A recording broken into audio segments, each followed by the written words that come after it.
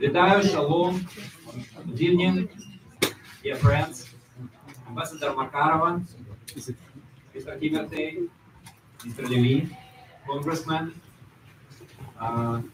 It's a great honor for me to be here today at the awarding of the Metropolitan Andrey Sheptytsky Medal. This medal, presented by the Jewish Confederation of Ukraine and the Ukrainian Jewish Encounter, is awarded to those who have made a significant contribution of development of friendly relations between the Ukrainian and Jewish peoples. The capital in Washington, D.C. was unprecedented chosen as the venue for today's ceremony. With this, we want once again to draw the attention of our American friends to the importance of continuation of support of the United States, both Ukraine and Israel. On the obverse of the Sheptytsky Medal, they quote from themselves: "Who will rise up for me against the evil Jews? Who will stand up for me against the workers of iniquity?" During World War II, the Metropolitan of the Ukrainian Greek Catholic Church and the Sheptytsky stood up against those committing escape error. He wasn't afraid. He personally sheltered Jews in his residence. Churches and monasteries in Western Ukraine were also involved in oppressing Jews. The exact number of people saved by Sheptytsky is unknown, but it is in the hundreds, maybe thousands. Sheptytsky wasn't afraid to protest the mass killings of Jews in Ukraine to assess race superior Hitler. And he wrote to Pope Pius XII, "This is the complete degradation of humanity." More than 80 years later, the Metropolitan's words are still relevant. Only now they apply to the events in both Ukraine and Israel. This is the complete degradation of humanity. Today, we are awarding the Metropolitan Andrey Sheptytsky Medal to the outstanding contemporary Ukrainian poet Lina Kostenko and Bernard-Henri Lévy, the globally recognized French philosopher, writer, and director, one of the leading intellectuals of the West. Two legends of global stature, two undeniable moral authorities whose names are known to millions around the world. In the 60s, in the Soviet Union, one had to be very brave to openly advocate for the rights of different peoples to self-identity and the freedom to choose their country of residence, Jews in particular. Lina Kostenko did exactly that. My sincere respect, Lina Vassilievna, especially for your memorization of the victims of Babin Yar, the site of the largest mass shootings of Jews during the Holocaust. Bernard-Henri Lévy came to Ukraine to support Ukrainians who defended their right to be free of the Maidan. He witnessed the beginning of Russian-Ukrainian wars. Since then, Mr. Lévy has been a frequent guest in Ukraine. During the Russian invasion, he has already made 3 films about this senseless and insane war. The first film was set to be released this summer. We look forward to it. He was in Israel the very next day after the Hamas attack in October 2023, also to tell the world the truth about the tragedy that occurred. Lina Kostenko, Bernard-Henri Lévy, and Andrey Sheptytsky are united by one common and valuable quality: the courage to speak the truth about human rights in general and about the rights of the Ukrainian and Jewish peoples in particular. This is why we have decided to honor them today with the Metropolitan Andrey Sheptytsky Medal for their creativity and personal heroism, which unite Ukrainians and Jews and spread the world today. Thank you very much. Slava Ukraini. Dear friends, I would like to take the floor the Congressman, great supporter of Ukraine, Steny. Please.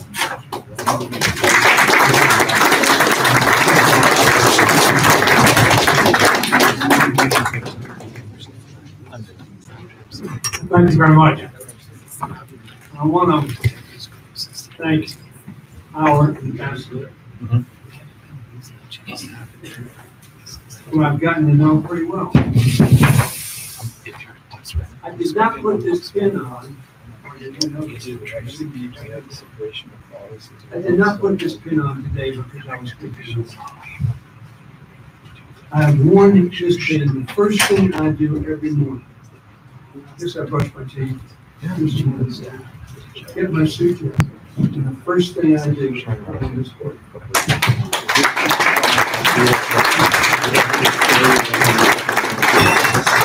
I do that because I think what is happening in Ukraine is one of the most important things happening in the world and will dictate whether or not we have international law and some degree of international stability.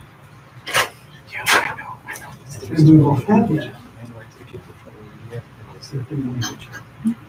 And winning means that we follow the agreement of 1893. It simply said, who gives the nukes, we'll let you alone. We gave them the nukes, and they lied. So here we are. But we're here happy to recognize one, I suppose will be on the screen, but consider here. Congratulations for sitting this board, but much more for all you have done to merit. Rabbi Bleich, thank you, sir, for being here. We pray for you, we think of you, and we fight for you and your troubles. Mark Levin, my dear friend. Mark Levin and I started out a long time ago. He was very young. I was middle-aged then.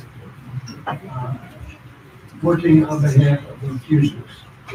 Working on behalf of the Pilsons and final act of this country. Working so that people in the Soviet Union would go where they wanted to go. A fight that we won, but we are risking losing what we want. Of course, Lozhkin, president of the Jewish Confederation of Ukraine, then you vote. Okay, I was introduced to it, but I didn't get the name, but here it is on paper. So it always helps to have it on paper. Thank you very much. Metropolitan Archbishop of Ukrainian Catholic Archdiocese of Philadelphia is here. Where are you, sir? Well, then I don't have to pronounce his name.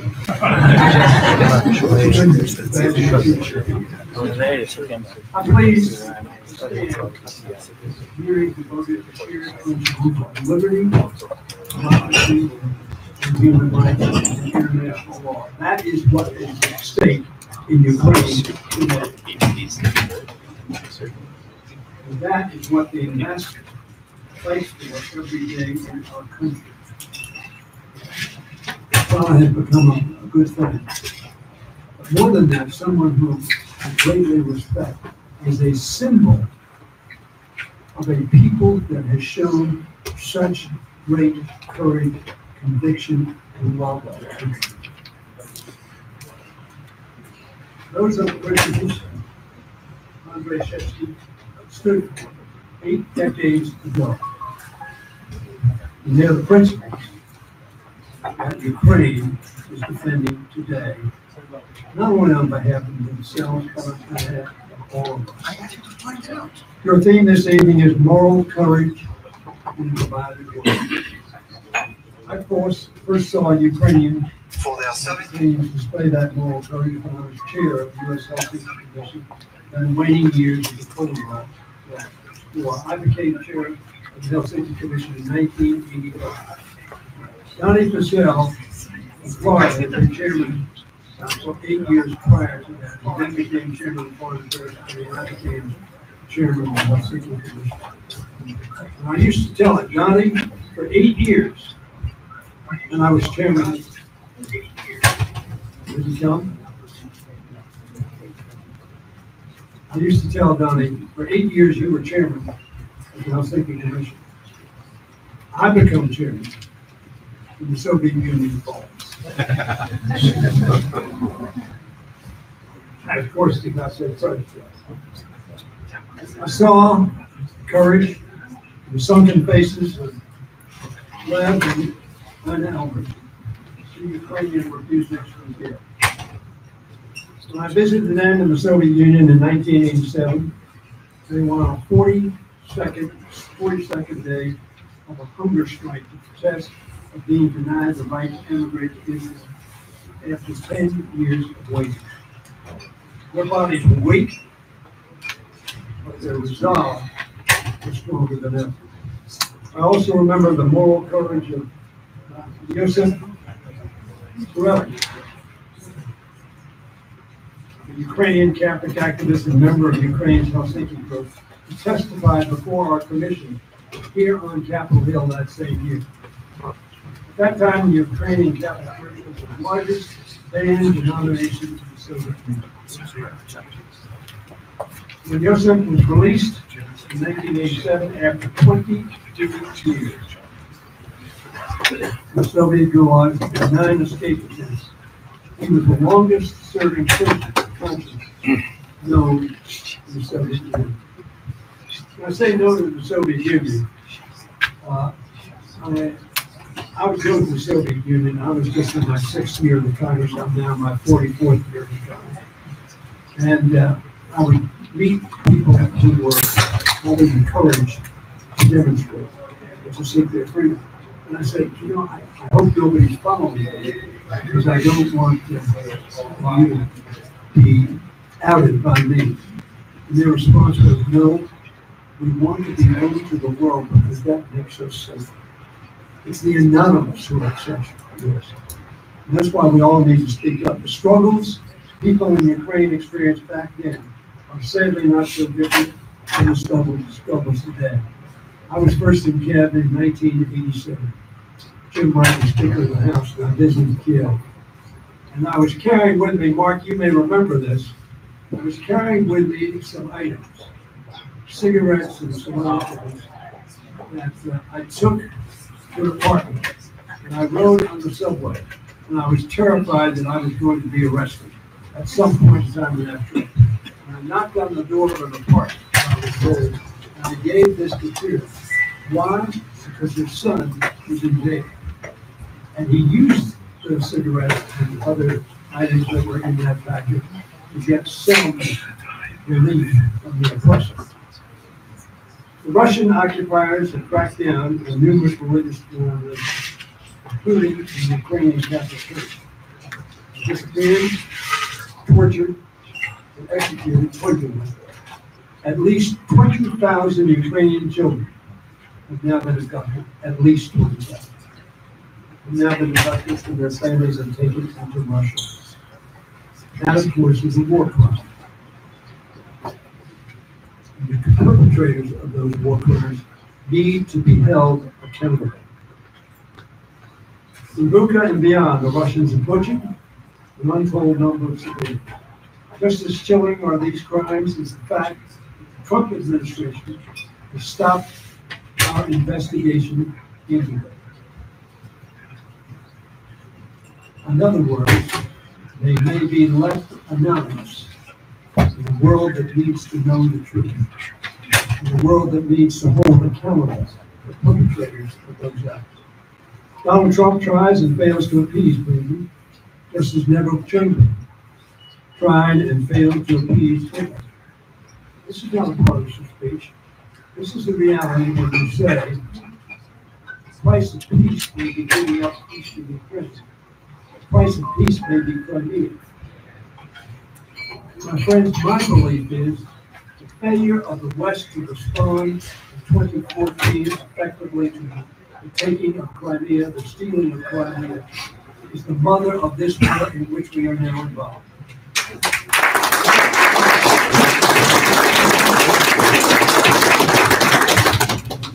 Too many people in this administration are parroting Putin's propaganda, are giving up before they start.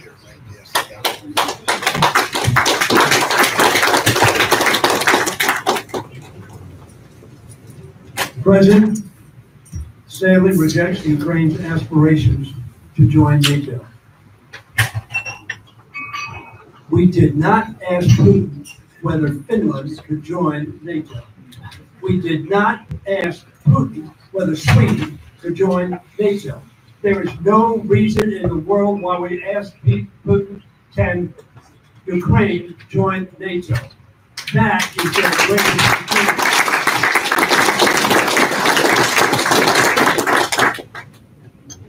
fact, we have apparently shrugged our shoulders as the defenders of democracy.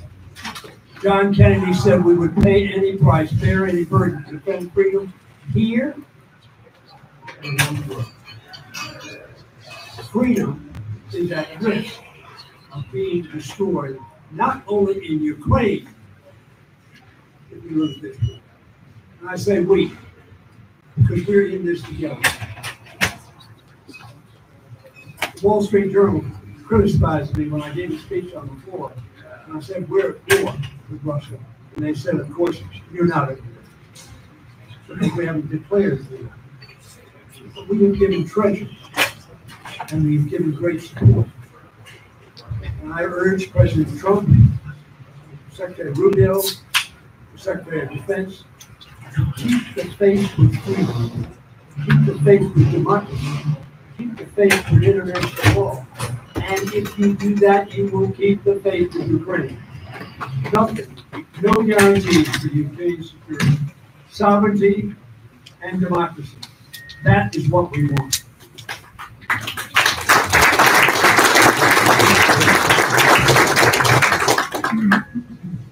Is it any surprise to any of us in this room that Putin has not said, okay, we'll have a long-term ceasefire, we'll negotiate, and we're not going to get into the question of NATO. The absurd premise that Putin tries to sell the world community is that somehow he is afraid of NATO. Afraid of NATO nation will be invaded. So unfortunately, our president says it was Zelensky and Ukraine who invaded. How absurd, how patently untruthful, how openly the world disdained that observation. Incorrect. Putin drags his feet in negotiations. And the president now suggests that America may just walk away from the war altogether. I'm bored. I'm going to walk away. If we lose this war, if Ukraine gives up its sovereignty and its borders, I will tell you, I was just in Denmark. I was just in Sweden. I was just in the Netherlands. They believe that if that happens, they are next. They are next. This is not a war for Ukraine alone. This is a war for peace and safety and security all along the border between Russia and the free world. That's what's at stake here. That's why I urge my colleagues to stand up and to vote. Oksana, as you know, there have been some 12 votes specifically regarding Ukraine and funding and support for Ukraine. On those 12 votes, we averaged, we had as high as 85%, we averaged 80% on every one of those 12 votes in the Congress of the United States to support Ukraine. 80% of the Congress said, we are for Ukraine, we are for its freedom, we want to see it win its fight. Because it's our fight. My friend, that I've talked about, Ambassador Markarova,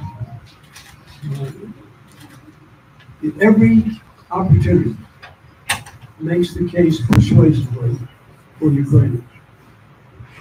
Now, I feel sadly, and I know you don't think this is a very partisan speech, but I am very sad. I was in Denmark. We had a G5 Air Force plane. We were going to fly down to Kyiv and meet Zelensky shortly after the elections. A part broke on the plane and we didn't get there. But I talked to him for 45 minutes from the hotel in Denmark. Zelensky is paying the price for his integrity.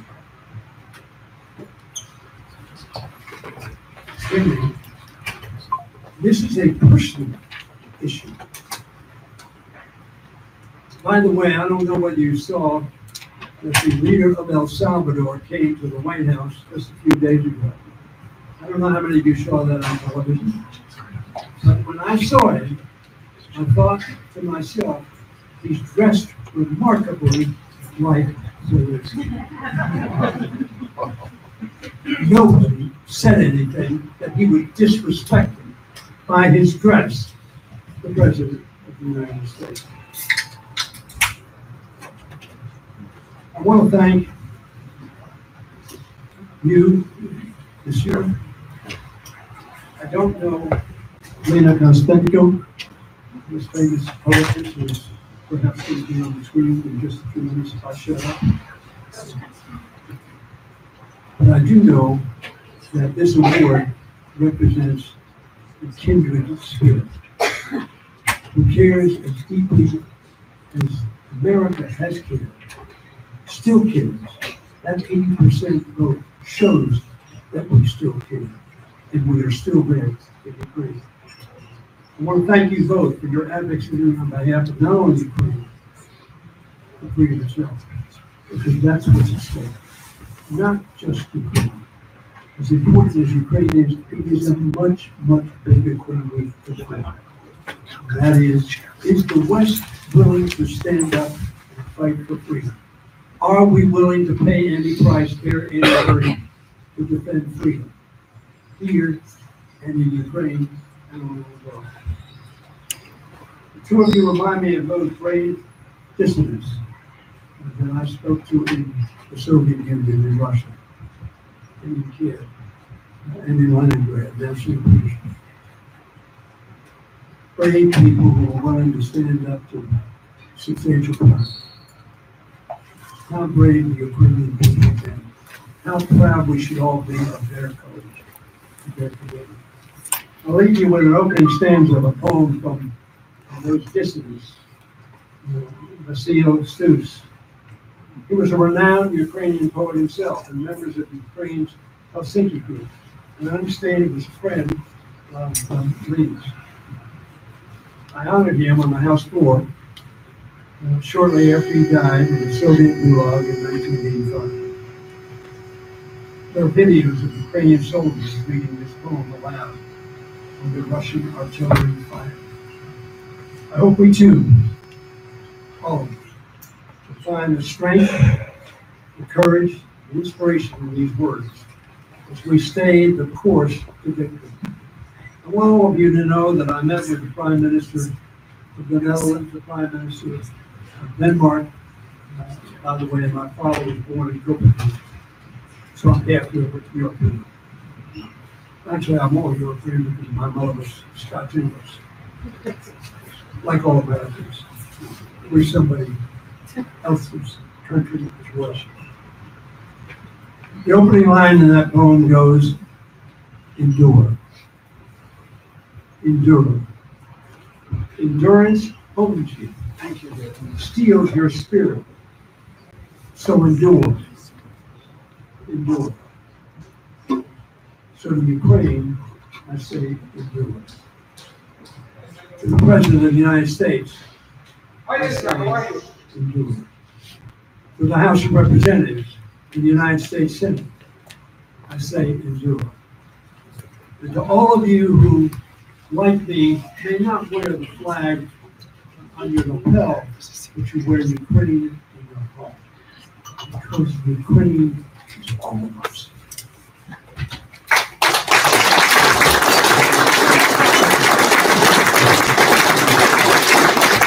And because that is so, we must ensure that Ukraine endures, so that democracy, freedom, international law, human rights, decency, and hope can live among us. Thank you very much.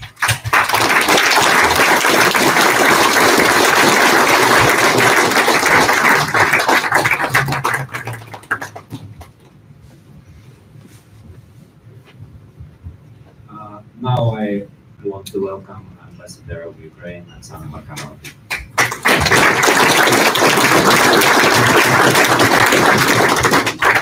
Thank you, dear Boris. Dear, or shall I call you President Lozhkin, President of the Confederation, dear Chairman Temerty, all the Reverend Fathers we have here with us, Your Eminence, Metropolitan Andrey, and also Rabbi Bleich, so many and so many congressmen and congresswomen who are with us today. We really appreciate the bipartisan support, and we would not be where we are as a country without very strong bipartisan support.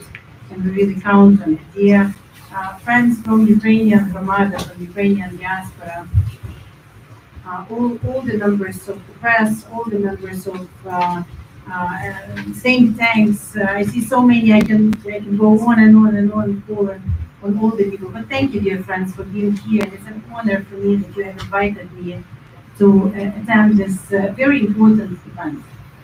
This is a very special ceremony in which we really say our sincere respect and appreciation to two remarkable individuals, the recipients of 2025 Metropolitan Andrey Sheptytsky Medal. Now, launched in 2012 by the Jewish Confederation of Ukraine, this award really honors every year the memory of Andrei Sheptytsky, who has been a spiritual leader for so many of us. He was the priest of the Ukrainian Greek Catholic Church. But I know so many of the Christians and non-Christians also really respect him as an individual. He was tirelessly working to support everyone in Ukraine and to uplift the spirits of Ukrainians since 1901 until 1944 when he died. He protested against Germany's murderous policies towards everyone and especially towards Jewish people in Ukraine. He himself saved so many, as Boris already said, hundreds or maybe thousands of Jewish Ukrainians. And he stands for all of us as the eternal symbol of ethical and moral leadership, in addition to spiritual leadership. This year, the selection committee is bestowing this award on two not only distinguished individuals, but also people who I think everyone in Ukraine admire. I am yet to find a person who will have a different opinion about a very famous poet. Everyone knows Lina Kostenko as a poetess, but also journalist, writer, publisher. She's a dissident during the Soviet times, and a remarkable woman and a role model for so many Ukrainian women. Also a renowned French philosopher and filmmaker, publicist, well, I would say public intellectual, but I'm also proud to say my dear friend, Bernard-Henri Lévy. Now, there is a phrase, a famous line from Lina Kostenko's poetry: "Destiny does not smile at those who are slaves at heart." And this is what we all are fighting for on a daily basis: for freedom. For freedom to be who we are, for freedom to live in our own country, for freedom to believe in what we want to believe, and for freedom to just be peaceful Ukrainians of all nationalities, of all faiths, of all descents, who live in our own country. That the two living legends are truly iconic cultural figures in Ukraine, in France, and in the world. The leading representative of Ukraine dissident movement in the 60s, Lina Kostenko, opposed the Soviet regime and refused to give in to ideological demands of communist censorship. It was difficult. You could not be innocent during the Soviet times if you didn't just write what the party wanted you to write. But she could not do that. She never was interested in staying away from the communist parties, not in the declarations. She remained true to her principles and to her poetic voice. And that voice in turbulent times like now is really helping us, together with the wisdom and emotional depth, continue the moral guidance. And we just recently celebrated her birthday, and in her wise age, she's more energetic and active than so many of us, and gives us really the hope on how we have to move forward. Back in 2015, when Russia made the first attempt into taking all Ukraine and illegally annexed Crimea and occupied part of Donetsk and Lugansk, Lina Kostenko supported the cultural project, which was called the Second Atoll Front. And she sent humanitarian poetry collections. She worked a lot to support people on the front lines and everywhere. In February 2022, when Kyiv was bombed by the Russian missiles and drones, she did not get a bomb shelter a single time. Against the best advices of everyone who loved her. And she remembered later, I belong to the generation that survived World War II. And those missile attacks at 4 a.m., I remember them vividly from my childhood. This moment was familiar, only more terrifying, and I pulled myself together and I started writing no matter what comes next. And others did their part. Everyone in his or her own profession. People did what they could. And they managed so much to achieve. I'm also glad that Bernard-Henri, who is a very special friend, as I said, for many in Ukraine, for president, and for so many Ukrainians on the front lines, is personally in attendance today. And thank you for your tireless efforts. Bernard was in Kyiv during the Revolution of Dignity in 2014, and since 2022, I don't know how many times you already visited, definitely you are more often than me in Kyiv, to work on tirelessly documenting this war. His three documentaries, you probably have seen some of them, or maybe all of them, like us. First is called Why Ukraine, second is Slava Ukraini, and then the third one is With Ukraine in Heart. He just completed, and I say completed already, his fourth film, Not Your Kyiv, Our War, and with only one message to the world: freedom is not free. And Ukraine is fighting for freedom of everyone. For our freedom, for American freedom, for European freedom, for Japanese freedom, for everyone who believes in the values on which also this great country is founded on. And today when we speak here, on 1,162nd day of the beginning of Russia full-out attack against Ukraine, I would like to thank Lina Kostenko and Bernard-Henri Lévy for staying the course with us, for being vocal advocates for freedom, for being true patriots. Lina Kostenko of Ukraine, really patriot of France, but that is not focused from being patriots of freedom. Now, thanking the sacrifice, I would like to thank the Chairman Temerty and to Boris for this remarkable project that you have together, for this award, and for tireless work of both Confederation and the Jewish Encounter, because this is very important for us in Ukraine. I don't know whether we can separate fully the Jewish people and Ukrainian people in Ukraine. We always lived not just peacefully together, but really close with each other. And there were different stories in our history, but our history now is all the same. We all want peace. We all tirelessly work with peace with all of our friends and allies. And I'm coming here actually from the Treasury Department, where with first Vice Prime Minister, we just signed, the first Vice Prime Minister, the Secretary Gasson, the Comprehensive Economic Partnership Agreement. And you know, we are working tirelessly praying for peace, for just and lasting peace. We all pray for President Trump to be effective in his initiatives. And as you know, President Zelensky in Ukraine agreed right away to the full and comprehensive ceasefire. And we have to double down to make sure that Russia agrees to that. So God bless America for all the support. God bless all Americans for staying together with us. Slava Ukraini. Героям слава!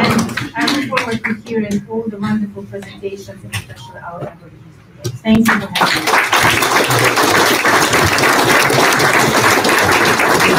Dear friends, I am glad to introduce our esteemed partner, James Temerty, chairman of Ukrainian Jewish Encounter, our partner in this ceremony. This award.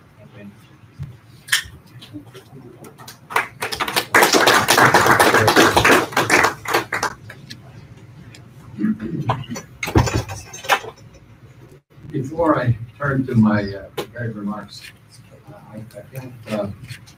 I can't help but acknowledge someone in the room that's very dear to me,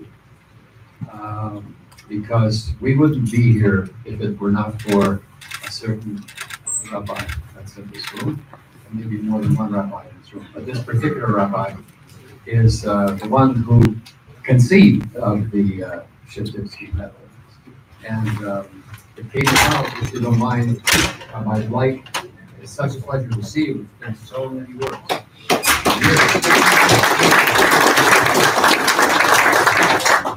It came about, in my view, this way.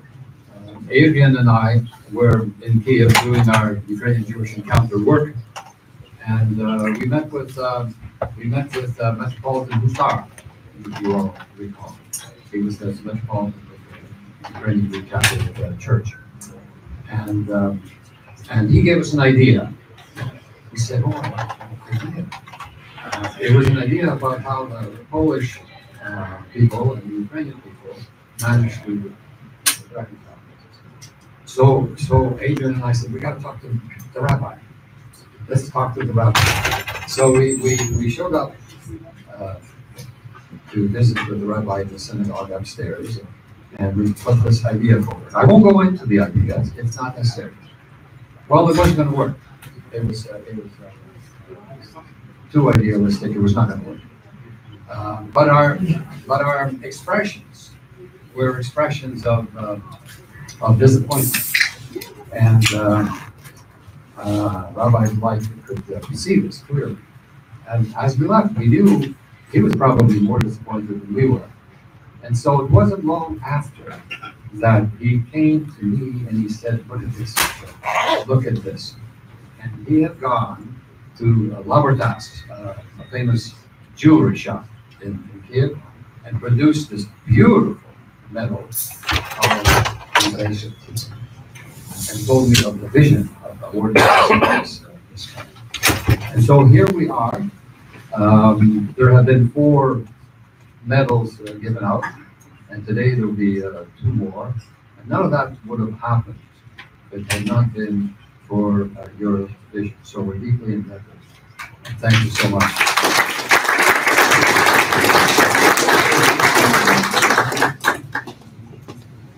Ladies and gentlemen, Leviko Evstrati,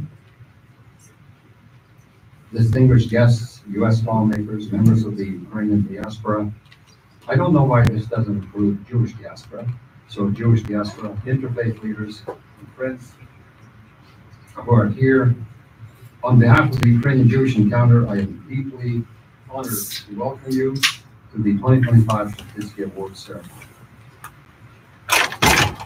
Tonight we gather to celebrate moral courage in a divided world, a theme that resonates profoundly in these challenging times. As the chairman of the Ukrainian Jewish Encounter, I am proud of our mission to build bridges between Ukrainian and Jewish communities, two peoples whose histories are intertwined through shared resilience, shared suffering, and shared aspirations for a better future. Inspired by the legacy of Metropolitan Andrey Sheptytsky, who risked his life to protect Jewish lives during the Holocaust, UJE fosters dialogue, mutual understanding, and trust. From educational programs to cultural initiatives, we work to heal historical wounds and celebrate the rich contributions of both communities. Tonight, we honor 2 extraordinary individuals, Bernard-Henri Lévy and Lina Kostenko, whose moral courage embodies Sheptytsky's spirit. Through their words and actions, they have confronted division, defended human dignity, and inspired unity across cultures and nations. The stories remind us that courage, whether in the face of oppression or in pursuit of truth, can light the way toward reconciliation and hope. This ceremony, held here in the heart of American democracy, is a testament to the power of shared values. Our lawmakers present, your support for Ukraine and for intercommunity dialogues strengthens all of us. To the Ukrainian diaspora and Jewish community leaders, your presence honors the legacy of those who came before us. And to our interfaith partners, your commitments to compassion towards the minors. Your commitment to compassion mirrors Sheptytsky's vision. As we proceed, let us reflect on the acts of moral courage that continue to shape a more just world. May this evening inspire us to build bridges, to stand firm in our principles, and to carry forward the legacy of Metropolitan Sheptytsky. Thank you for joining us, and enjoy the rest of the ceremony.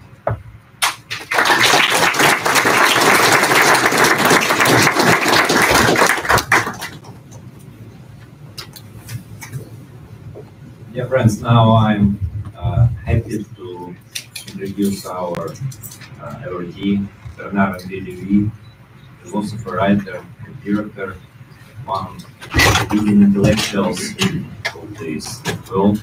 And James, let's start the first part of our ceremony. Please come here, Bernard.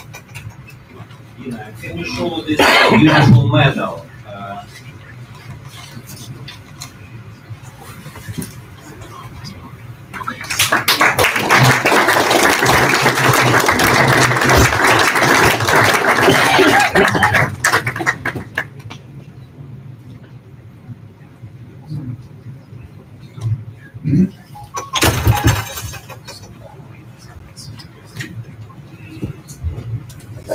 Could you please kindly sit down? You're blocking the live production. Thank you.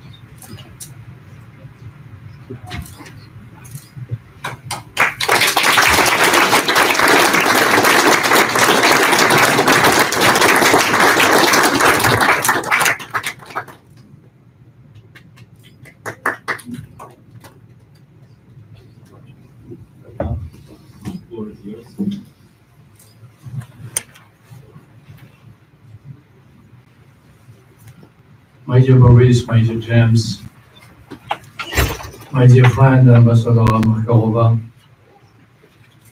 Mrs. and Mr. Ambassadors, Congressmen, dear rabbis, dear bishops, dear Metropolitan, dear Ukrainian and American friends.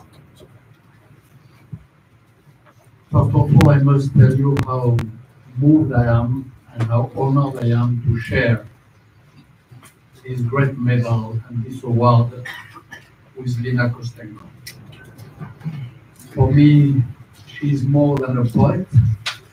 She is, as you well know, maybe better than me, she is the embodiment, the living embodiment of the South of Ukraine. Ukraine, for me, when I first stepped into Ukraine, a long time ago, there was Taras Shevchenko in the past, and there was Lina Kostenko in the present. And Lina Kostenko is a proof of the spirit of Ukraine, the soul of Ukraine can be harmed, can be wounded, but cannot be destroyed, and survives in spite of all aggressions and every possible barbarity. She is a proof of that. And for me, it's a great emotion to share this floor virtually with her. I want to tell you also how proud I am to receive this Andrey Sheptytsky Medal. For a Jew and for a committed Jew, it means a lot. It means the world. As a Jew, I am well aware that the history of Ukraine and the Jews, like the history of Russia and the Jews, like the history of Poland and the Jews, like the history of France and the Jews, has not always been a story of love and roses. It has its part of darkness. But Andrey Sheptytsky is more than a bridge. He's a bond. He's a bond of flesh, of soul, of life, and of hope between the Jews and Ukraine. There are other bonds between the Jews and Ukraine. The president of Ukraine today, Volodymyr Zelensky, is one of these bonds. He is a Jew. His family paid a huge price to the Holocaust. And he is the best elected president, not only in Ukraine, but in the West.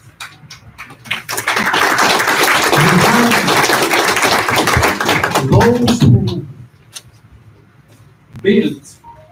conceived and built the Babillard Memorial, which I had the honor to inaugurate in 2016 in the name of the President of France, are also the embodiment of this bond between Jews and Ukraine.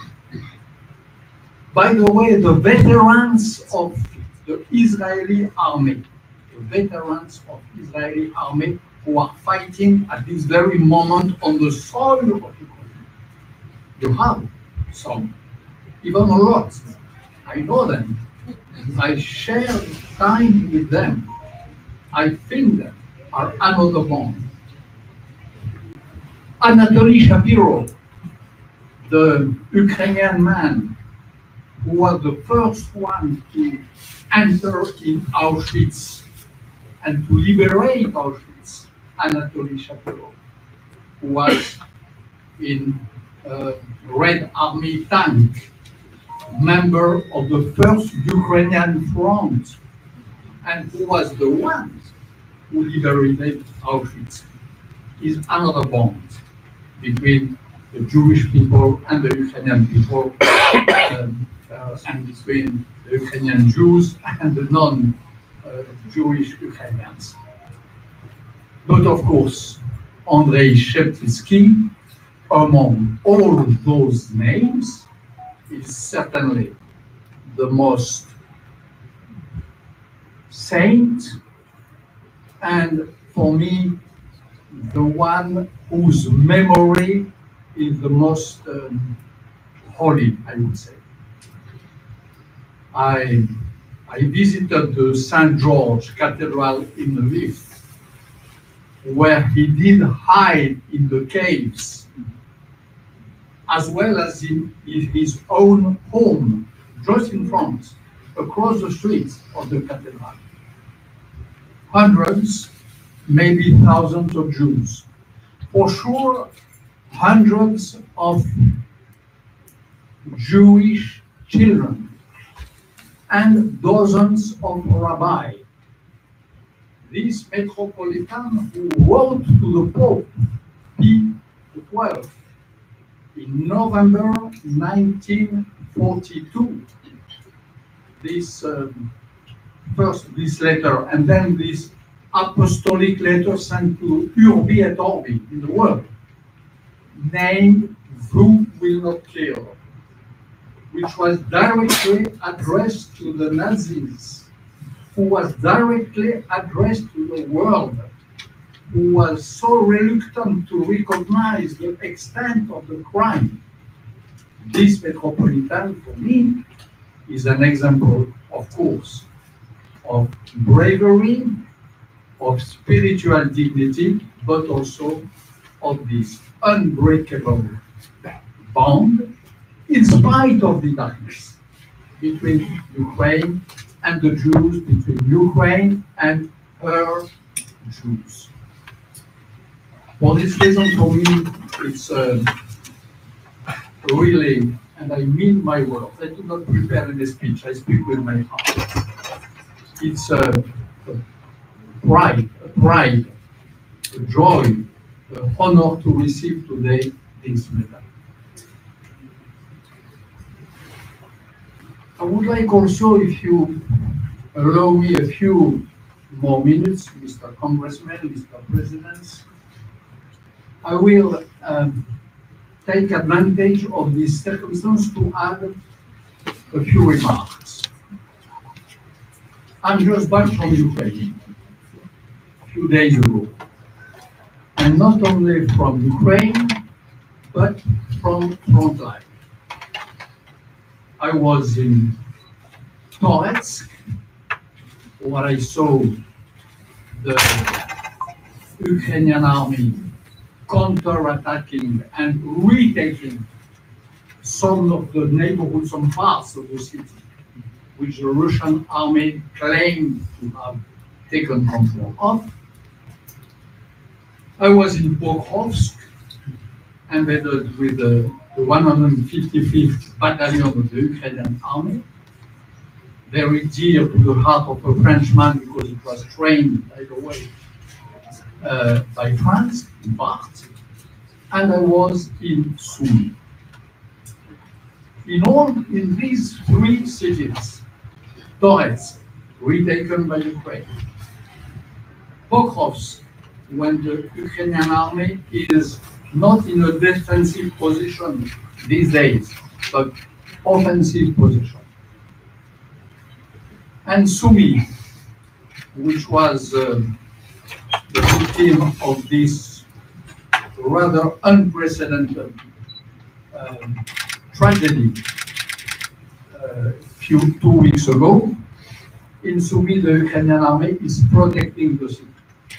Not always, of course. We saw that, this terrible missile strike.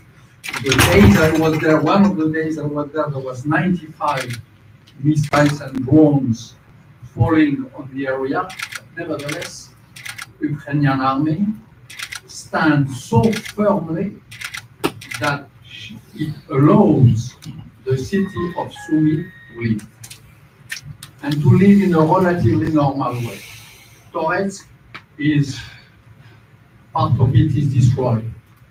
Pokrovsk is a ghost city, but Sumy is a living city continuing to live a normal life for the great metropole. This is due to the Ukrainian army, and what I want to say in this place, in the Congress of America, is that the army of Ukraine is not losing the war. The army of Ukraine, the army of Ukraine, Mr. Congressman, this is what I want to be witness of. This is what I beg you to convey outside of this place, and in this place is an army of winners.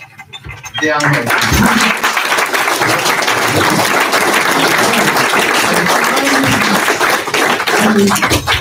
in the Donetsk area, in the Sumy area, in Pokrovsk area of this fight. The second observation which I did in the recent days, is that on front line, I was sometimes under heavy shelling. Sometimes it was nightmare. It was nightmare because if you counted well, you could count that when Ukrainian army did shoot one missile or bullet or whatever, the Russian army did shoot 10. 1 against 10. When you listen to the commanders with whom I shared part of my time, Ukrainian army did fight with 1 man against 5 or 6 on the other side. 5 or 6 Assyrians, Russians, North Koreans.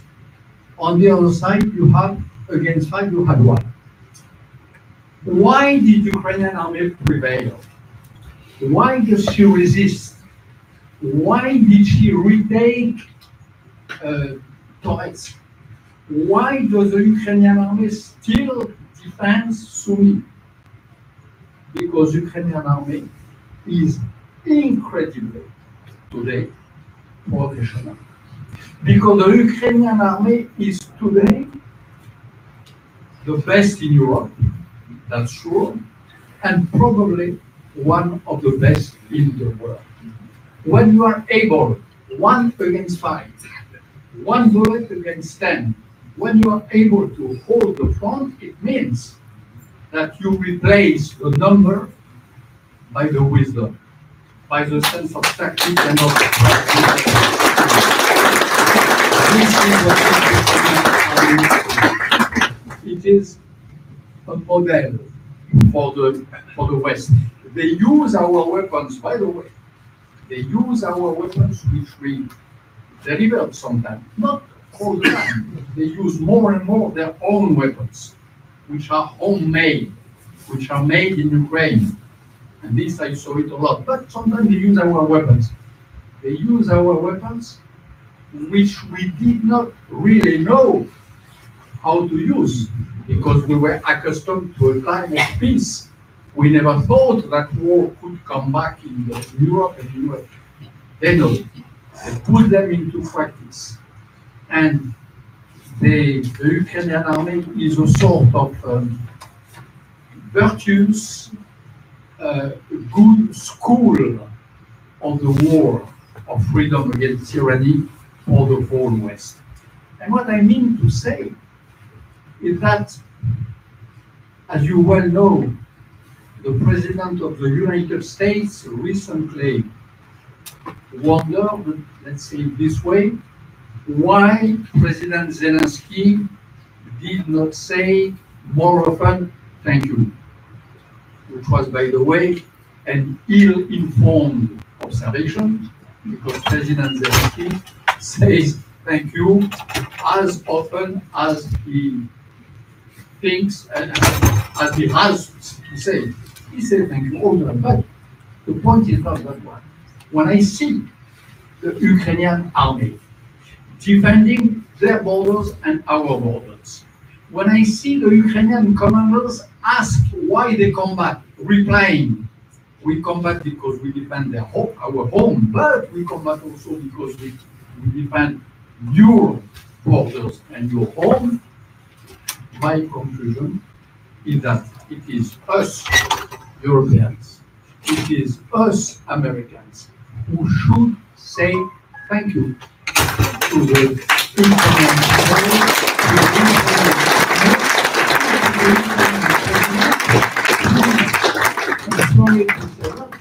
but who is probably the most respectable chief of state in the Western world today.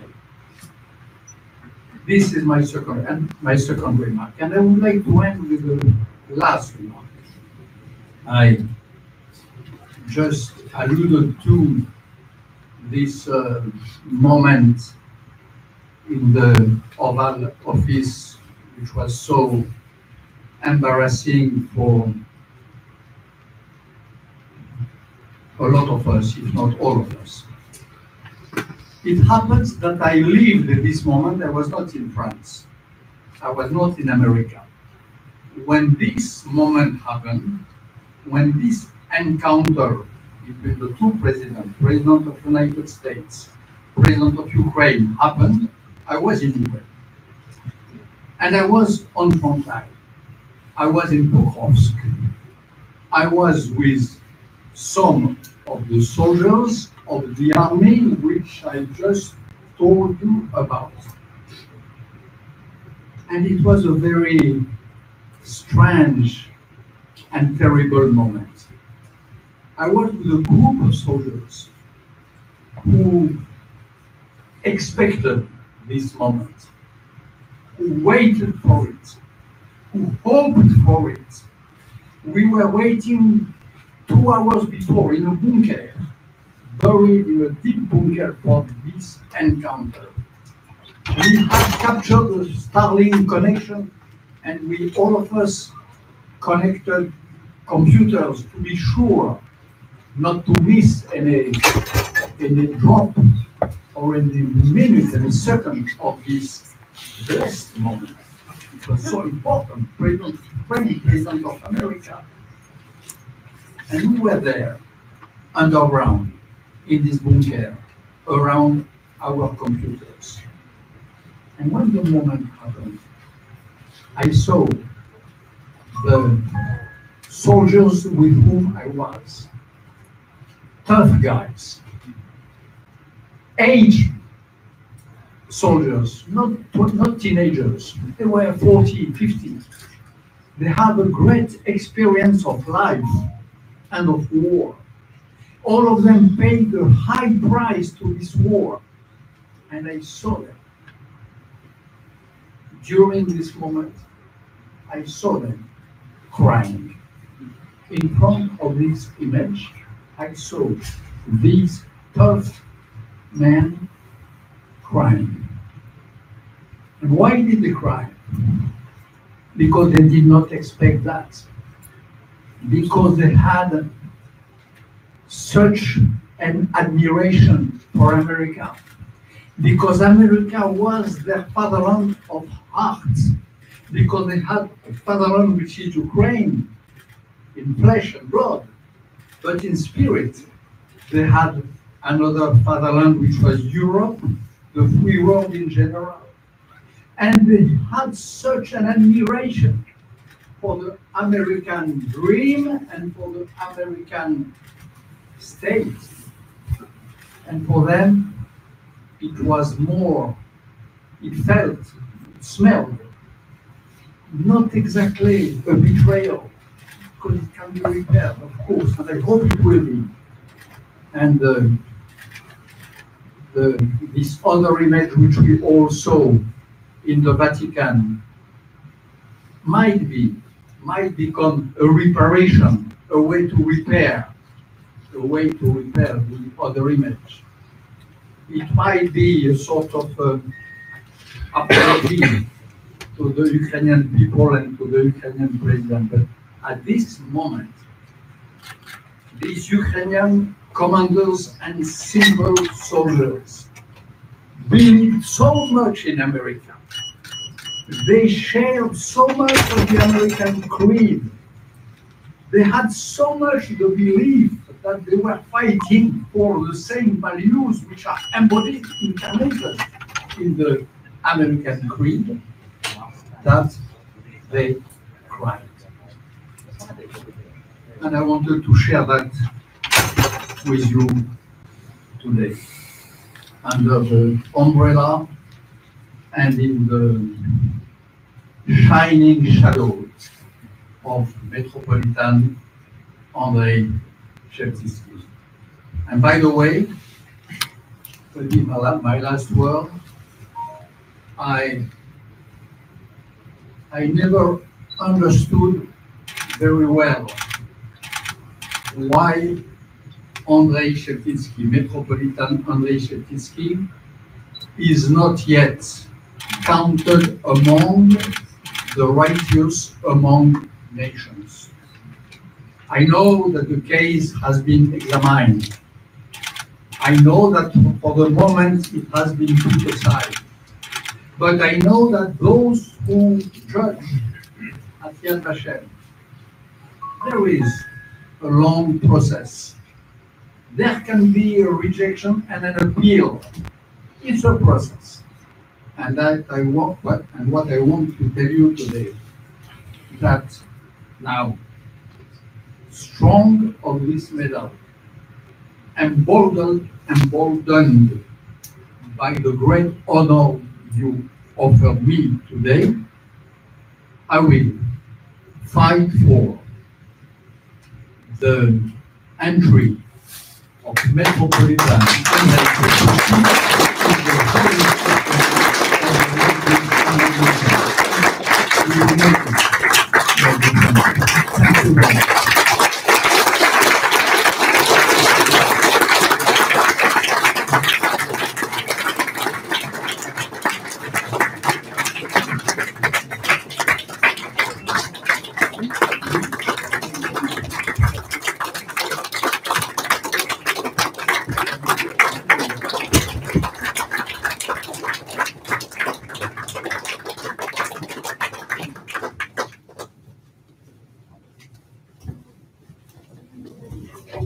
Dear friends, we continue, and I'm pleased to introduce our next speaker, Mark Levin, Executive Vice Chairman and CEO of National Coalition of Putin Eurasian Jewry.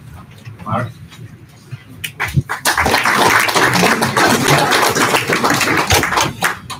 Somebody had to follow that. I guess it's me. So I will do my best. I want to, a lot of people have been recognized so far, a lot of groups, a lot of neighbors and friends. But I guess, I want to add my thanks as well, first to the organizers of the event, Boris, who wouldn't be here without the two of you and the two organizations that have done so much. My good friend, Rabbi Bleich, who's already been mentioned, is someone who's dedicated his life work over the last 35 years, 36 years. And it's been my pleasure to have worked with him for all those 35 plus years. I want to recognize the members of Congress who've been here. I also want to recognize my one more good friend, the ambassador of Ukraine, who has done an incredible job in the 4 years. And I think it's almost been 4 years to the day that you arrived in Washington. Before I get to the gist of what I want to say, you should know that the ambassador, I don't know if NCSJ was her first stop, but we were one of her first stops. But I think her first official event, if you want to understand the connection between the Ukrainian government, its Jewish citizens, and the American Jewish community, it wasn't the first, it was one of the first events she hosted in the middle of a pandemic. It was to teach Americans how to properly cook borscht. And not only was it one form of borscht, I think there were 3 forms, 2 forms. And one was the Jewish version of borscht, which would have made my parents very happy. And the ambassador, you should know I still have the recipe. So I also want to extend my thanks to all of you, to the members of the American Jewish community, Ukrainian, Canadian, Ukrainian American community, but to all the Americans that are here, particularly for the support everyone has given to Ukraine over the last 3 years. Now, I was asked to give greetings on behalf of my organization, but also the organized American Jewish community. If you're not familiar with NCSEJ or the National Coalition on the Eurasian Jewry, we are the voice of the American Jewish community working on behalf of the Jewish communities in the so-called former Soviet Union and most of Eastern Europe. And I'm happy to see some of my colleagues here, both from the American Jewish organizations, but also the Ukrainian American organizations. You know, Bernard talked about the ups and downs in the relationships between our communities. And yes, we've had ups and downs over the years. But if anything, what has happened in the past 3 years is only cemented the good and most important parts of the relationship that exists between our 2 communities. Yes, there are issues that divide us, but there is an issue today that unites not just our communities, but our country as a whole. And that is support for the Ukrainian people.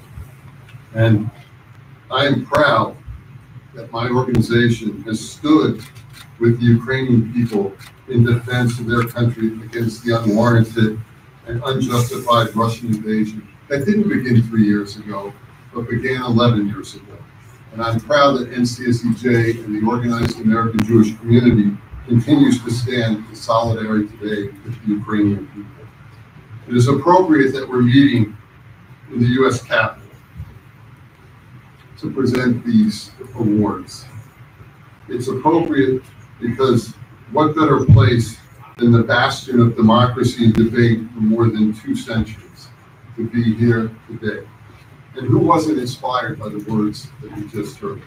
You know, just down the street is the National Archives of the United States. And on the front of that building, it's written, "The past is prologue," meaning history doesn't repeat itself, but there are many lessons to be learned from understanding history. And one of these lessons is not everyone has the courage to speak out against tyranny. It takes brave individuals to do that. And the other lesson, and it was mentioned earlier, and it's something that I said 2 months ago on the steps of the Lincoln Memorial marking the 3rd anniversary of the invasion, is that appeasement didn't work in 1938, and appeasement is not going to work today. And it's something that we, not just as Americans, but as citizens living in the free world, have to understand. We have to, the question I always ask people is, do we stand with the aggressor or do we stand shoulder to shoulder with the Ukrainian? The choice should be clear. We stand with the people of Ukraine. We must also continue to speak honestly to power. We must follow the example set by our two honorees and by Andrey Sheptytsky. Andrey Sheptytsky was part of a very small number of individuals throughout Europe and around the world who were willing to sacrifice everything to save Jewish lives from Hitler's killing machine. And I want to underline this. There may be hundreds, if not thousands, of the righteous who've been recognized. But think about that. Think of the tens of millions of people who lost their lives during the Holocaust and World War II. And think of the handful of individuals who are willing to stand up, sacrifice everything to try to save lives. Andrey Sheptytsky was willing to shelter Jews. He wrote Hope Pious, alerting him to mass murders taking place in Ukraine, and he urged his own congregants not to support the Nazis' elimination of Ukrainian Jews. That took courage. He was a man of valor and conviction. Our two honorees are people of valor and conviction. Both have spoken out against modern-day atrocities. Both have challenged authoritarian and totalitarian regimes. Both are defenders of human rights, and both are willing to speak honestly to power. Bernard-Henri Lévy and Lina Kostenko are worthy successors to individuals like Metropolitan Sheptytsky and others.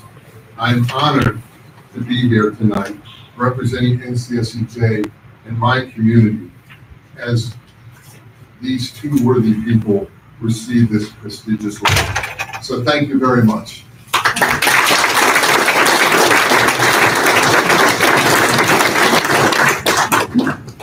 Dear friends, unfortunately, the health of the esteemed Lina Kostenko doesn't allow her to join us here in Washington today, but she kindly welcomed in speech. Please turn the recording.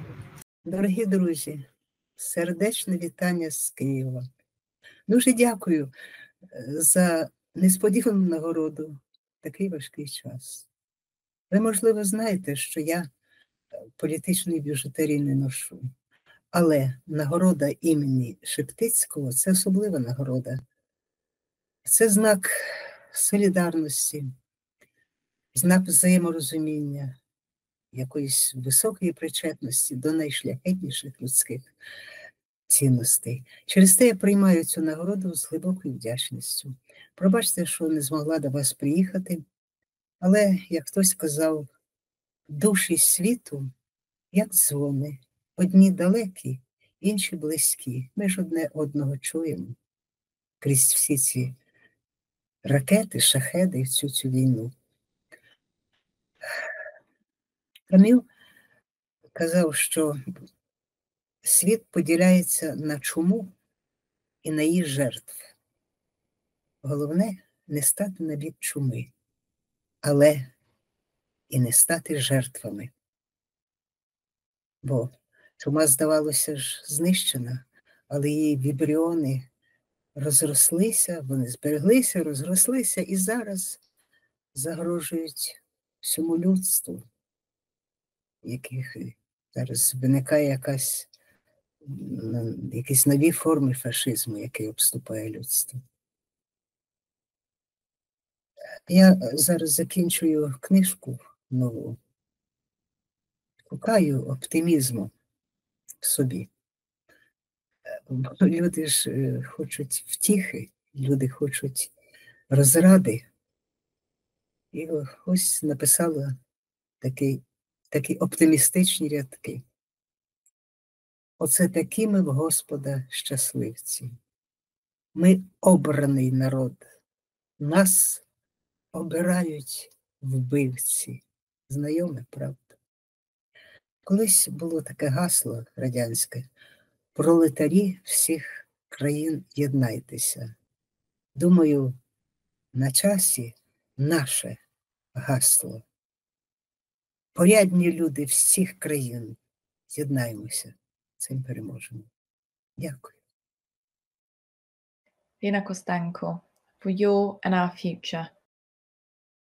Dear friends and colleagues, distinguished guests, first of all, my great gratitude to the Jewish Confederation of Ukraine, as well as the Ukrainian Jewish Encounter, for awarding me the Metropolitan Andrey Sheptytsky Medal. This is a great honor, and this is an unexpected award for me, which takes on special significance in these tragic times for Ukraine and Israel.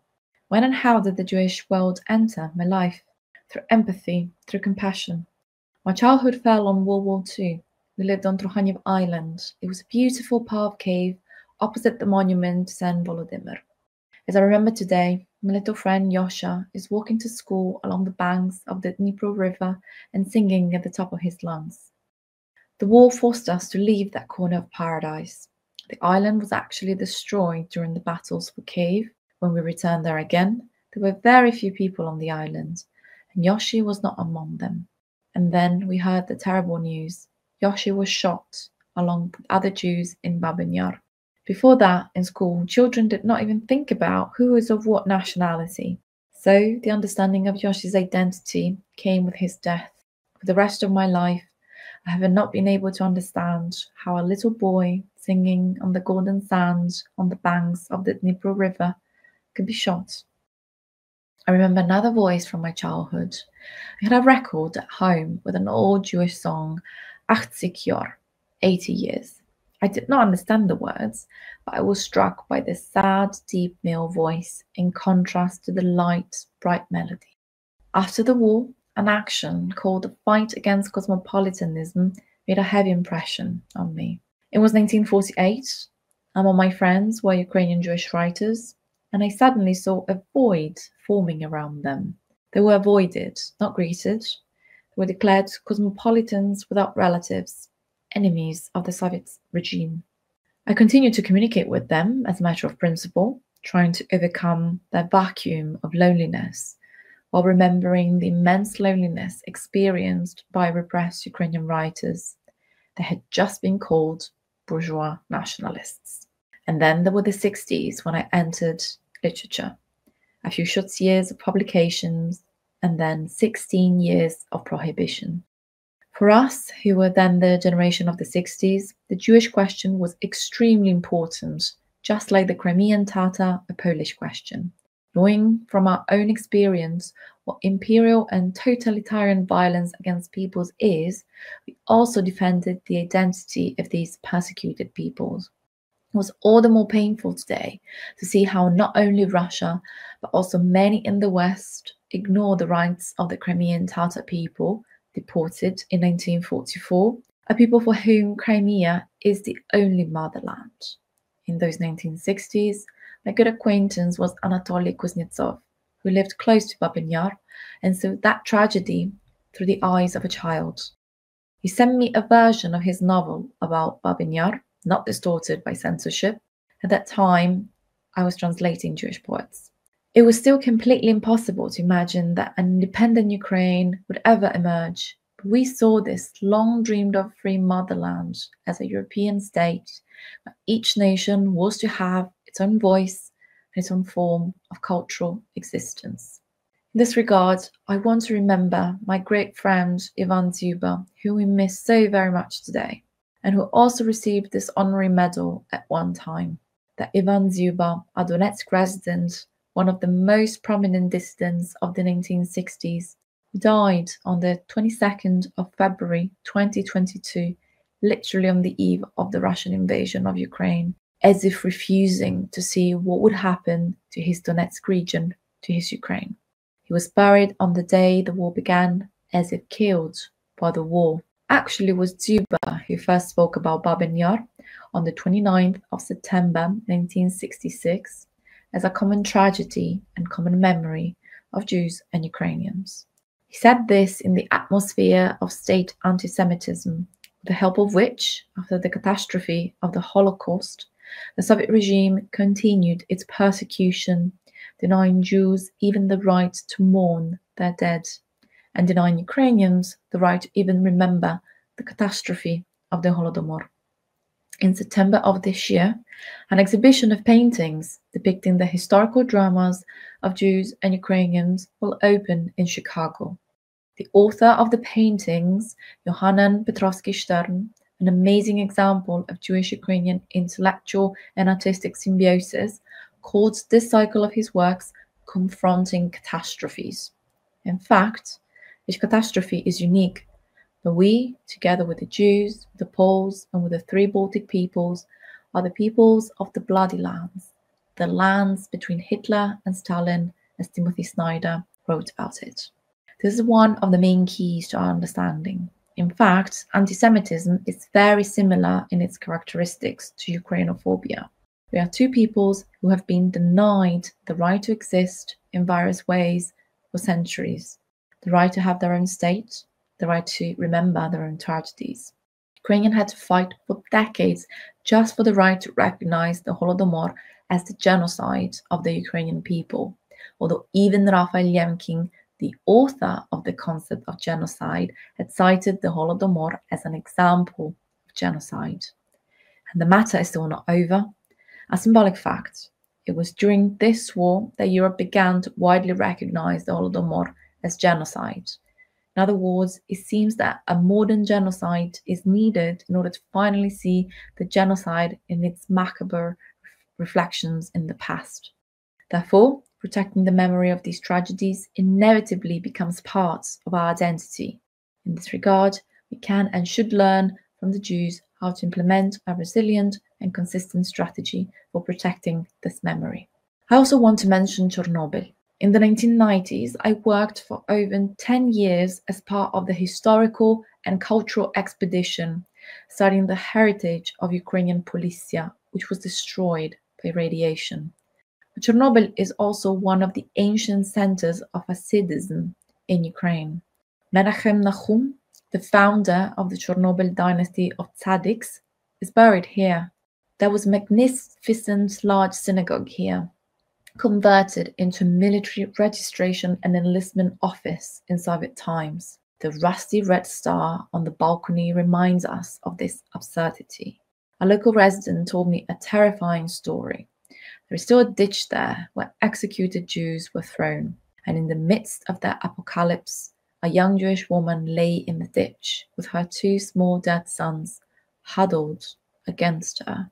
I had a scarf on my shoulders made by a local factory with a black on white cross pattern.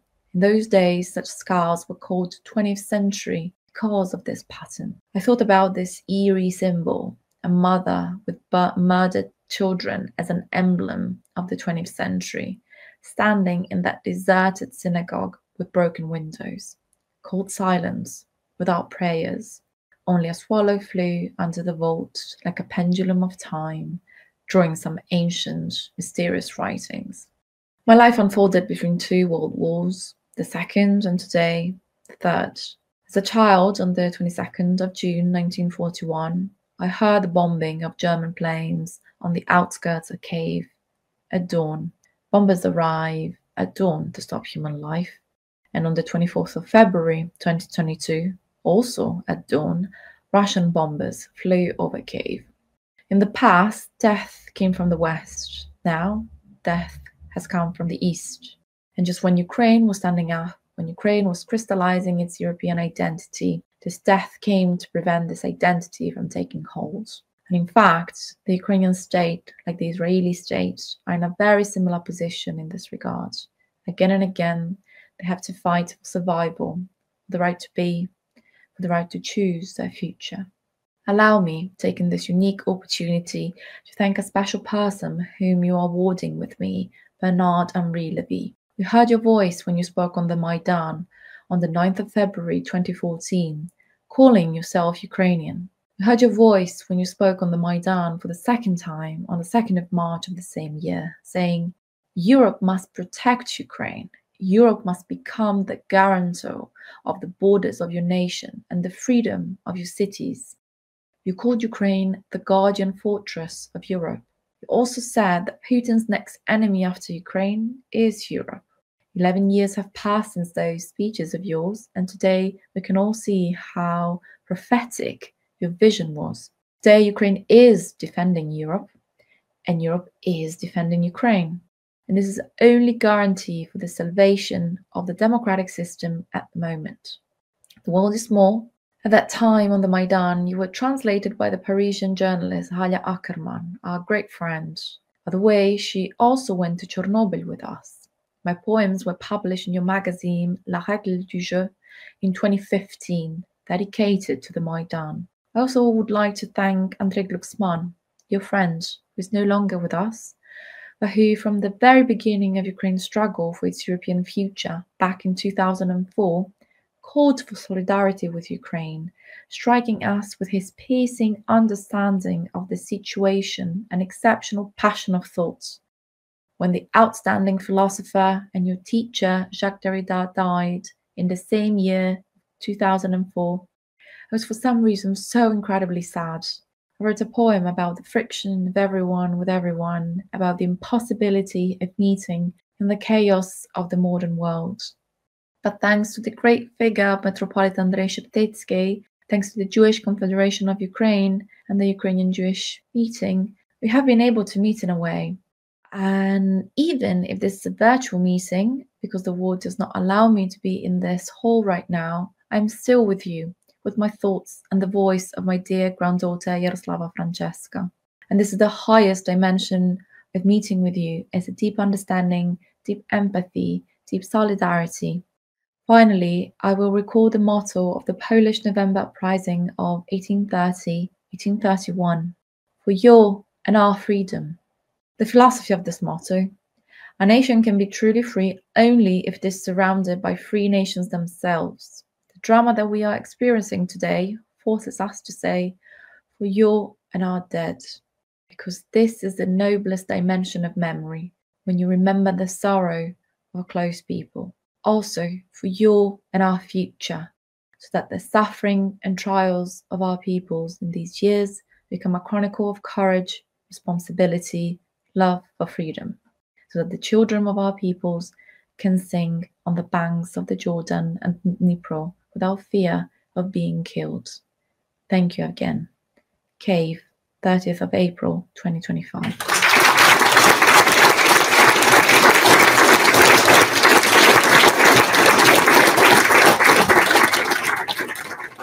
Yes, I should stress that it was a wise decision to choose Lina Kostenko as an awardee of Metropolitan Sheptytsky Medal, and it was a decision of Temerty. And he would like to say several words about Lina Kostenko, please.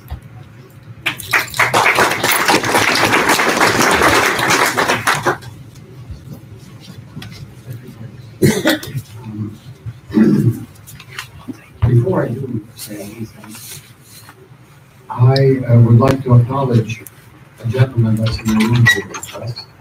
He's a Ukrainian soldier by the name of Mykola Melnik, who's here.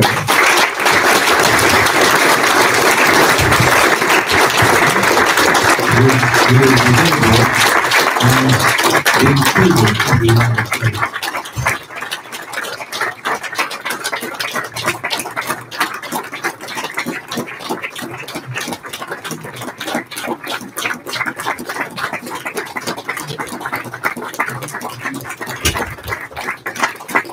Микола, ми тобі дуже вдячні за те, що ти робиш для нашої України.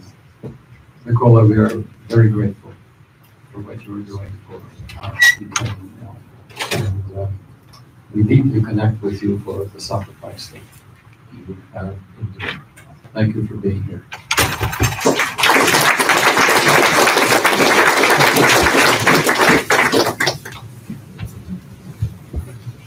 Because I don't have much to say about Lina, I'll explain that in a second. I will say something else instead. And just by way of connecting to something I heard from Bernard-Henri Lévy. What an amazing speaker. Don't you think? I can speak like that sometimes. Not tonight. This is, he said something about how the Ukrainian soldiers, how the army was able to withstand being outnumbered 5 to 1 or even more. And I heard him say that part of that was attributed to professionalism, and I think he used a word like wisdom, which reminded me of a story I heard just a few weeks ago when a gentleman was speaking to an aged professor from Dnipro, and things were looking good, right? And so this fellow asked the professor. He said, "This is a true story. It's not a joke." He said, "Well, what is going to happen to us? Will we survive?" And the professor thought and he said, "You know, I have learned that in evolution, species adapt to the dangers and to the difficult circumstances around themselves in order to survive. And we have adapted. And our strength is intelligence."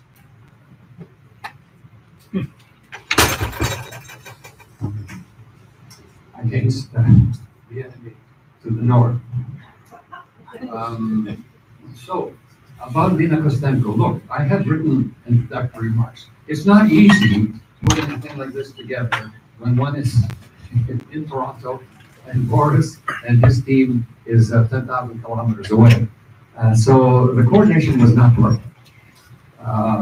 We did that. Hopefully next time we're all together in one place. So I was to say some words before you saw that video, but having seen the video and having heard so much about Lina Kostenko already, from Ambassador Markarova, from Bernard-Henri Lévy, and even from Boris, thinking about what I have here, I don't intend to take with my remarks. I will just ask you to join me once again in a round of applause for this amazing 95. I spoke with her yesterday, her daughter, this amazing lady. So, Lina, we thank you.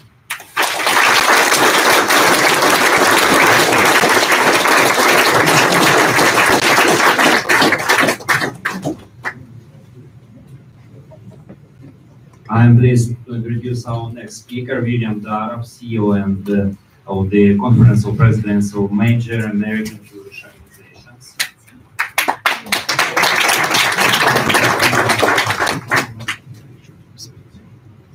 Thank you very much. At a time when the world too often fractures along old lines of hatred, it's inspiring to gather here in the spirit of memory, unity, and hope. It's an honor to be here with you this evening for the 2025 presentation of the Metropolitan Andrey Sheptytsky Medal. I'm privileged to speak this evening on behalf of the Conference of Presidents of Major American Jewish Organizations, which is the umbrella organization of North American Jewry, including 50 organizations, including NCSEJ, and we heard earlier from my colleague Mark Levin and his chair Alan Cronstead, who's also here, a great leader of our people. It's especially meaningful for our community to join in honoring those who, through courage and conscience, have advanced the cause of human dignity. Tonight, we honor two extraordinary voices of conscience: the eminent philosopher and public intellectual Bernard-Henri Lévy, and the great Ukrainian poet Lina Kostenko. Their fearless advocacy of justice with thought, word, and public action echoes the legacy of Metropolitan Sheptytsky, who stood against hatred and violence, even in the darkest moments of the 20th century. At a time when anti-Semitism and war imperil human dignity, we must uplift those who speak with moral clarity and unwavering integrity. We express our deep solidarity with the people of Ukraine, with Ukrainian and Jewish community who have endured such unimaginable hardship. Bernard-Henri Lévy stands as one of the towering moral figures of our time. With brilliant courage and unyielding conscience, he has brought the cause of the oppressed to the center of Europe and to the world's moral awareness. From Sarajevo to Kyiv, from Moscow to Mariupol, he has been a relentless witness and fearless advocate for human rights. Through his words, his films, and his unflagging public voice, he has made a difference impossible, compelled action where silence might have prevailed. As a proud Jew, his writings capture so much of our shared ethos, constantly and consistently standing against the rise of anti-Semitism and the global campaign to delegitimize the state of Israel. That he receives this honor tonight, here in the heart of the democratic world, is both fitting and urgent. As demonstrated by his persistent and poignant latest book, Israel Alone, which I encourage you to read, is a quick and important read. His voice is more vital now than ever before. We extend our deep thanks to Boris and the Jewish Confederation of Ukraine, and to James and the Ukrainian Jewish Encounter, and of course to Ezra Friedlander for organizing this meaningful event. May it strengthen the bonds between our communities and renew our shared commitment to justice, memory, and human dignity. May we draw strength from those we honor tonight, and may we each be guardians of memory, justice, and peace. Thank you all very much.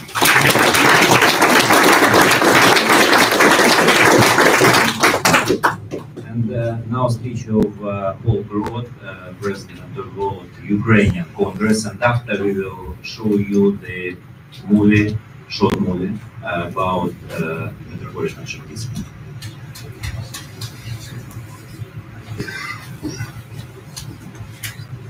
Good evening.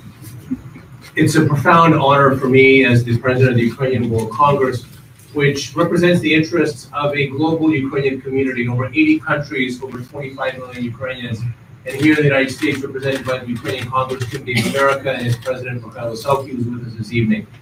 It's a real honor to congratulate this year's distinguished recipients of the Sheptytsky Medal, Bernard-Henri Lévy and Lina Kostenko.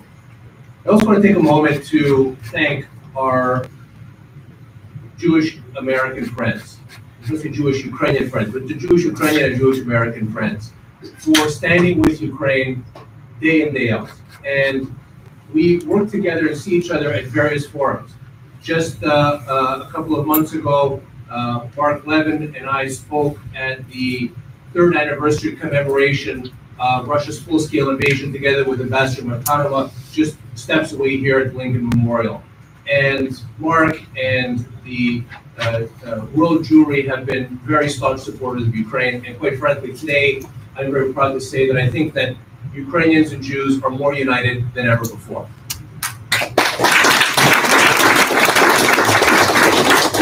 The Sheptytsky Medal, initiated by the Jewish Confederation of Ukraine and presented in partnership with the Ukrainian Jewish Encounter, embodies the legacy of Metropolitan Andrey Sheptytsky, a spiritual leader whose courageous humanity saved hundreds of Jewish lives during the horrors of World War II.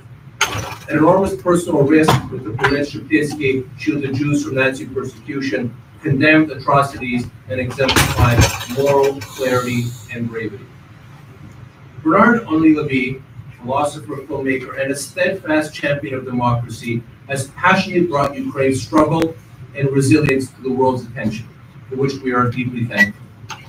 Bernard-Henri's impactful work as a committed friend of Ukraine has been instrumental in building global support, especially through his influential relationship with global leaders such as French President Emmanuel Macron, a partnership characterized by a shared dedication to liberal democracy and strong opposition to populism and authoritarianism. We hold Bernard as a shining example of a champion of liberty and human rights. It was an honor to personally collaborate with him and participate in the premiere of his powerful film, Glory to the Heroes, a profound portrayal of Ukraine's humanity, resilience, and unmatched civilian resistance. Lina Kostenko, Ukraine's iconic poet and dissident, symbolizes artistic resilience against totalitarian oppression. Despite censorship and persecution, her poetry has consistently affirmed human dignity, national identity, and the rights of persecuted peoples, echoing Sheptytsky's moral stance, and including the stance of the Revolution of Dignity just took place in 2014. Together, her works and enduring voice, Kostenko continues to inspire Ukrainian unity and resistance against aggression and injustice. I want to extend a heartfelt gratitude to my friend and mentor, James Temerty, chair and founder of the Ukrainian Jewish Encounter, and Boris, my friend, chairman of the Jewish Confederation of Ukraine, for their visionary leadership in fostering Ukrainian Jewish understanding and solidarity. Their crucial work stands as a powerful rebuke to the chauvinistic aggression attempting to divide us.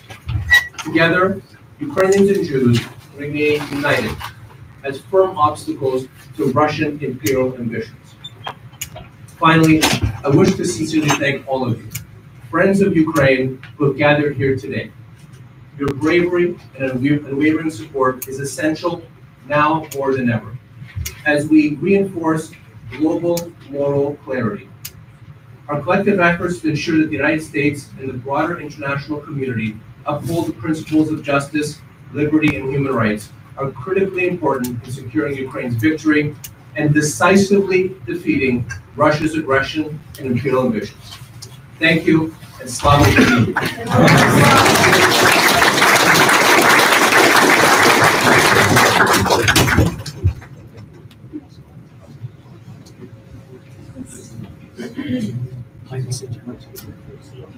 How are you doing? Just we have more things to keep going. So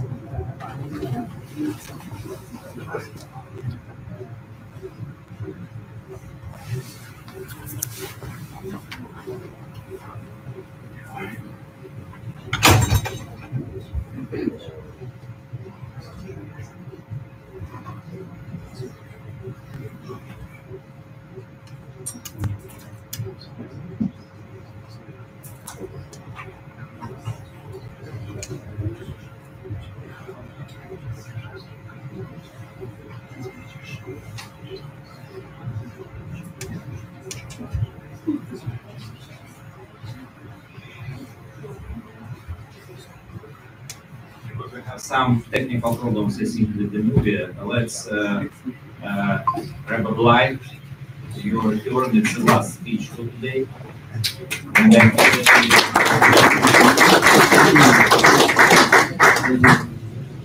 I learned from some of the previous speakers. First, I'm going to be very short. I'm trying. I always say that everything has been said, but not everybody has said it yet. That was the bell.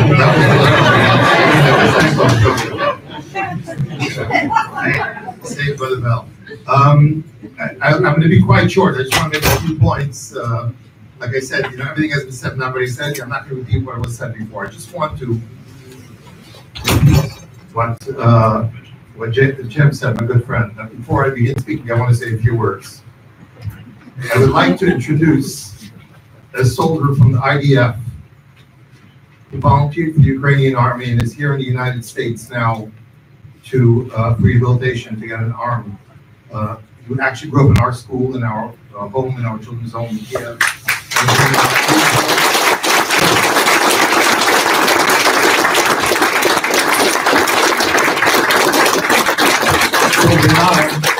Bernard, this is an IDF soldier who came to Ukraine,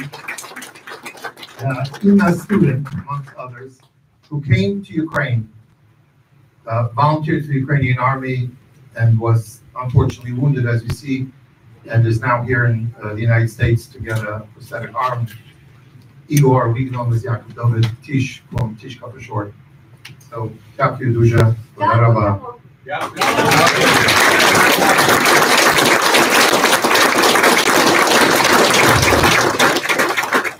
I just want to say a few words now. Today is Wednesday. Every Wednesday, in every synagogue throughout the world, we read a psalm, the 94th psalm. The words on the medal, who will champion my cause against the evildoers, and who will stand with me against the wicked, was taken from this psalm. Every Wednesday morning when I say it, I think of Metropolitan Sheptytsky. Every Wednesday. I think of Metropolitan other times throughout the week as well. But always when I read this quote, because I think it's so important for us to know that it's not enough to only champion a cause, but you have to stand up for it as well. It's not enough to only make declarations, you have to act. We spent yesterday, we're here with the Council of Churches, the Ukrainian Council of Church Religious Organizations. Yesterday we're at the United Nations, the champion of declarations. And when we met with one of the undersecretaries there, I said, do you have any teeth? Do your declarations have any teeth?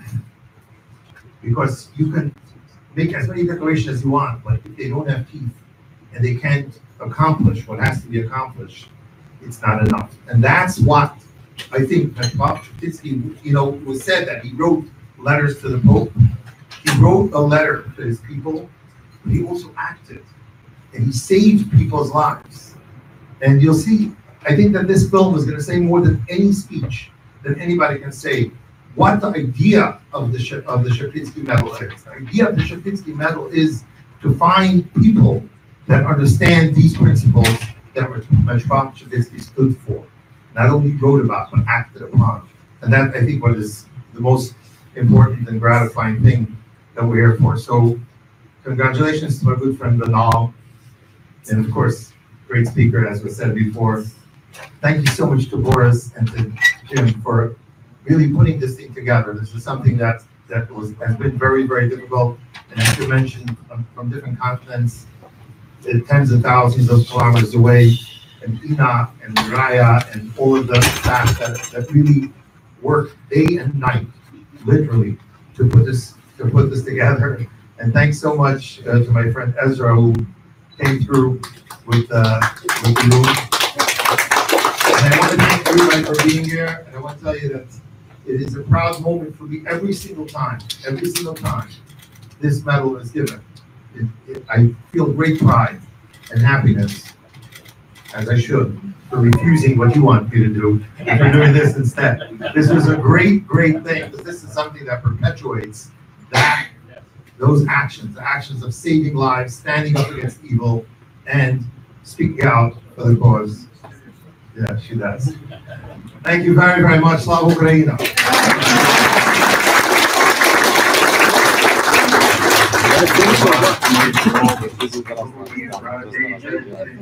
Amidst the incessant turmoil and unbearable human suffering of the Second World War and history, the residents of Metropolitan Archbishop Andrey Sheptytsky at Soborskiego Voyura in Kyiv remained an island of peace and refuge for all who call.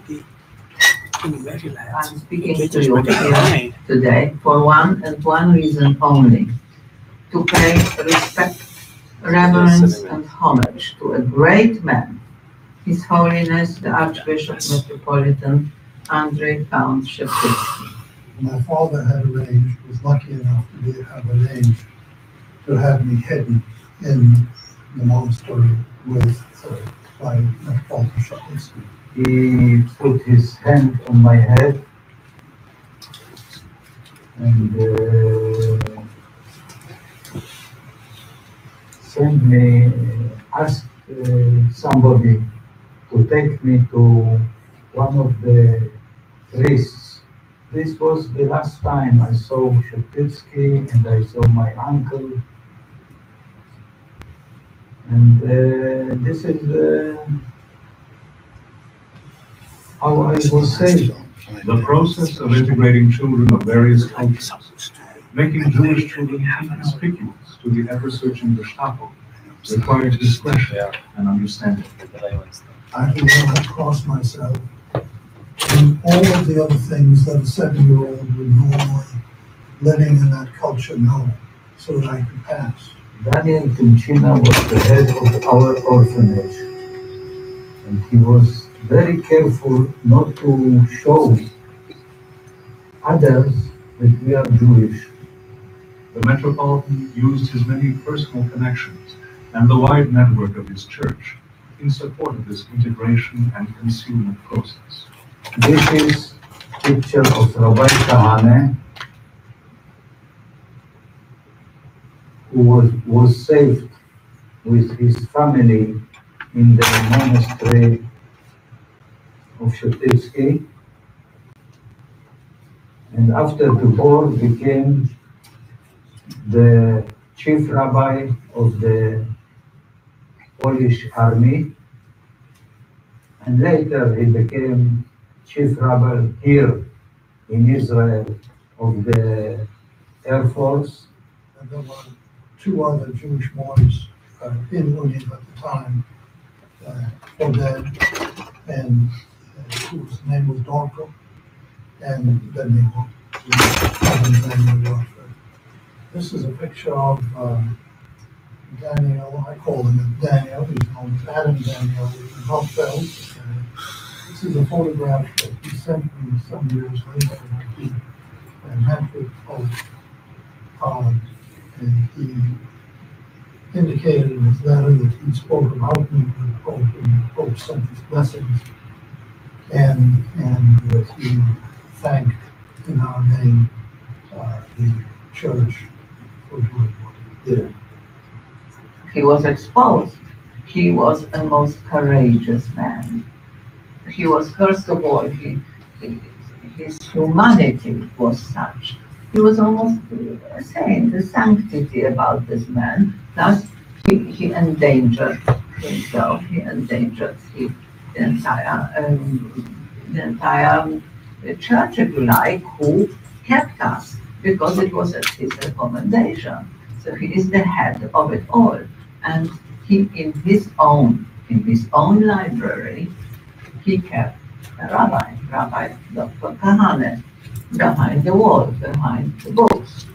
And when they talk about collaboration or cooperation with the Germans, I mean, what sort of a thing is that if the Gestapo visited him, sometimes once a week, sometimes once a fortnight, and you know, for inspection, to see, they looked around. For what? For whom? For the Jews, of course. I am the representative of all these children who were saved for Sheptytsky. Metropolitan Sheptytsky is the only head of church, the only one who during that time, during the darkest hours in history, had the courage to oppose the regime, to oppose the fact, I mean, who was writing letters to Himmler and to Hitler and to Wächter, who? But he, no other head of state. By saving the life of a 7-year-old boy, they saved my 3 children, my 7 grandchildren, and an unknown number of worlds yet to come. It pains me that my people have not yet seen fit to honor Archbishop Sheptytsky. That in no way detracts from his honor, it detracts from ours.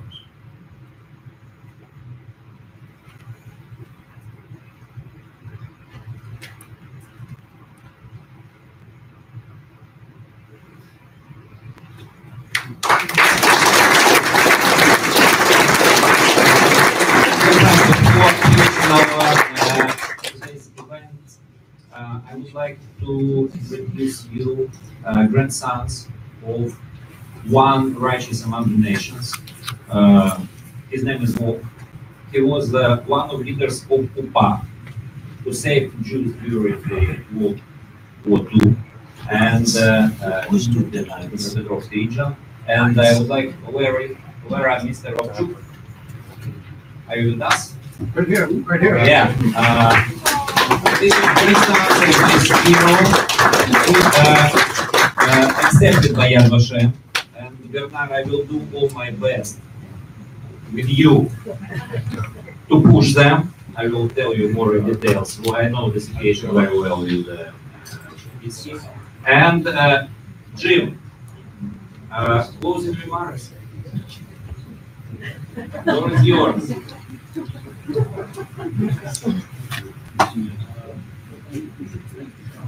Boris, thank you, Lina. Thank you for whoever else was part of the team that put this together. Thank you, Raya. Of course, you thank you, Bernard, for such an outstanding moment. Anyway, I don't have much more to say other than it's wonderful that you came, you listened, you heard, and you took something in. And I'm encouraged to have heard Bernard-Henri Lévy commit himself to do something about recognizing Andrey Sheptytsky. He's a you could do worse to pray to the poet Andrey Sheptytsky. Thank you, everyone. Have a good evening. Perfect. Okay.